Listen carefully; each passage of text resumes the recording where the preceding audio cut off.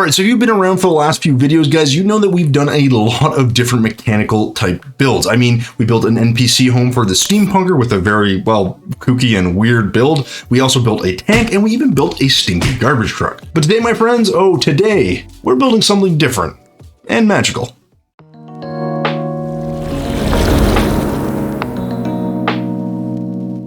Hey Terraria fans, welcome back to another speed build video. Guys, today we're going to be taking a page out of the very popular game Hogwarts Legacy, and of course the very popular books and the very popular movies of Harry Potter. And that build, as you've probably already guessed, is the iconic Hogwarts Express. Now, I have been thinking about making this build for a while, but I just never really got in the mood to build it, and when you're building in Terraria, your mood and your desire to be creative are actually pretty important. However, with the release of Hogwarts Legacy, I have been pretty inspired to give this a shot. Now, of course, one of the challenges with a design like this is you need to get the scale right. It's going to look a little bit weird if one of the cars is too big or too small, and also the fact that it's going to be on a track, there's a lot going on. But in addition to that, one of the keys here was to keep the colors and the general design as close to the original as possible. And to do that, I had to obviously use a reference. However, it's very difficult to find a good picture from the side, so I had to use multiple, and I think a couple things got a little bit messy, but that's okay. I promise you the final product is well worth looking at. And speaking of other things that are well worth looking at, if you guys want to actually watch me build any of these things live, guys, you can do so by checking out the Twitch link below. Additionally, if you're enjoying any of the content here on the channel, guys, do feel free to hit the like, the subscribe, or the little dinner bell thingy so you can know when the next video hits the old YouTube universe. Also because it's free and really helps the channel. Anyways, guys, shameless self-plug aside, don't forget to stay until the end of this video because I will be covering all of the materials that I used in this build. So if you want to make a replica or a copy of your very own Hogwarts Express, well, you'll be able to do that. All right, so with all of that covered, guys, let's get to the build, shall we?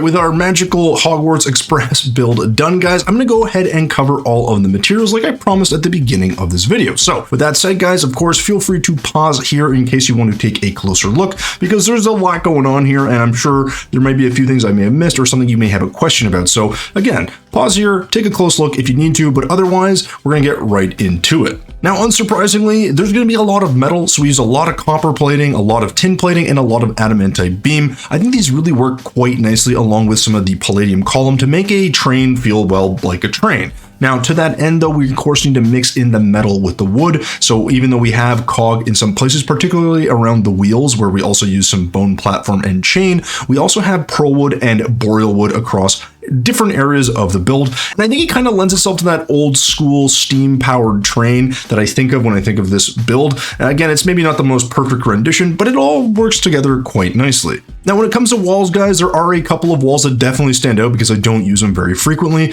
And that's going to be our disc wall, our palladium column wall, as well as our adamantite beam wall. Now, they're used here and there across the build. Now, the adamantite wall in particular, I use for a couple of different areas. I think they kind of make the side of the train look a little bit smoother, and I just generally like that look. The disc wall you'll find, of course, near the wheels, and I think in a couple other spots as well.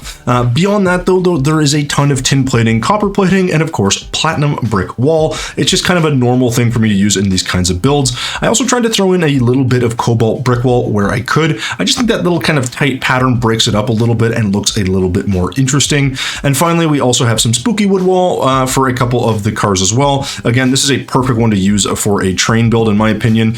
You could swap this out for, I guess, something else like an ebon wood wall, or you could even have used more boreal wood wall, depending what you like, but I really thought the spooky wood fit quite nicely. Now, when it comes to paint, guys, of course, we had to use a ton of deep red paint. That's, well, the base color of the train, so, you know, you can't really skip that one. When it comes to the accent colors, I went with black and with some deep yellow paint. Now, the yellow you could replace with green if you like, depending on what kind of photo you're looking at or reference. Now, I also used some echo coating, which of course you're not going to be able to see. And then I also went with some gray paint, which you, well, hopefully should be able to see. And yeah, that pretty much covers all of the materials, guys. So hopefully that gives you some insights into how I built this Hogwarts Express within Terraria. Again, it's maybe not the most perfect rendition, but I think it does a pretty good job. Now, with all that said, guys, let's move on to the rest of the video. So there you go, guys. There is our Hogwarts Express build done. I, for one, think it's a very good replica. The overall design here was pretty good. It's always tempting to add a lot more cars to this. I only did 4, but the front one obviously looks pretty good. The big challenge here was around the wheels. It's just very hard to make an interesting wheel design that's also proportionally large enough. Remember, proportions are really important here if you're trying to make your replica look, well, like the original. Anyways, the front car has a lot of different materials, and it's obviously got a lot of details, but the absolute front of it with the small wheels and all that mechanical stuff, it's just a hodgepodge of different materials, including some silly balloon and some plating and, you know, a little bit of this and a little bit of that. It's not that important. The point is, try to create texture if you want to get something that looks similar. Beyond that, I think every car is a little bit unique and interesting. Of course, the passenger cars, I would have liked to have added more. I will say they probably should have been a little bit longer, but, you know, I worked with what I could. Now, while the passenger cars are maybe not perfect, there are 2 elements that I find stand out and I really like. The first is those metal connectors that actually let the cars connect, and the second one is actually the roof. It's probably one of the few times that I kind of settled on a roof design, and it actually turned out nice on the first attempt. But let me know what you guys think of this build. Do you think it's actually worthy of the Wizarding World, or is this something we should keep under wraps? Either way, guys, I'd love to get your thoughts on these builds, and of course, if you have any suggestions for something you'd like to see me build in the future, either in the Wizarding World or out of it, do let me know as well in the comments down below. But with all that said, guys, we are done. So thank you so much for hanging out until the end of this video, and as always, thumbs if you liked it, subs if you loved it. We will see you in the next one.